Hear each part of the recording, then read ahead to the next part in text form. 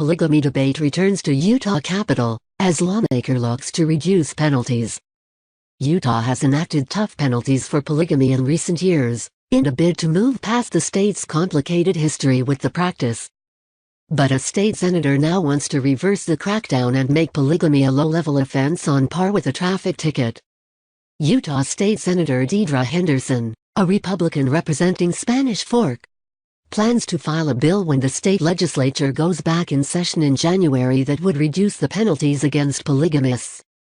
While the move may seem odd for a state that for decades has battled with how to handle polygamy among the more fundamentalist sects of the Church of Jesus Christ of Latter-day Saints, and wherein 2017 the practice was made a felony punishable by up to 5 years in prison, proponents of the legislation say easing penalties would help members of plural families come forward to report abuse and fraud. The general intent behind it is to make sure we are not continuing to create a situation where the victims and witnesses of crimes are afraid to report it because of the lifestyle that they've lived, Henderson told the Salt Lake City Tribune. Legal scholars, however, are skeptical that reducing the penalties for polygamy will encourage more people in abusive situations to come forward to report the crimes. "I'm not sure that redoing the law to make polygamy less of an offense will have the intended effect they hope for," Casey Falcon, an assistant professor at the University of Alabama Law School, told Fox News. "It takes more than just changing a law to get people to come forward and report abusive situations." While Henderson did not respond to Fox News' request for comment, other proponents of the bill have suggested it would not just lower the general penalty for polygamy from a felony to misdemeanor, but strengthen the ability to prosecute polygamists found to have committed crimes such as abuse, human smuggling, or fraud.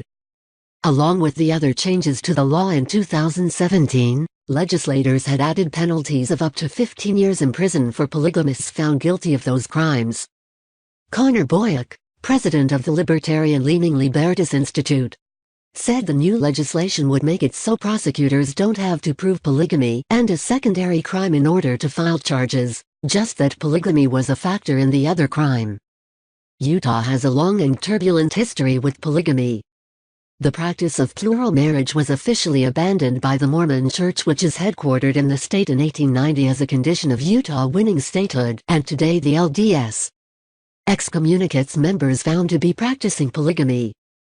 But there are certain fundamentalist sects that continue to practice it, claiming it aligns with the Church's original teachings.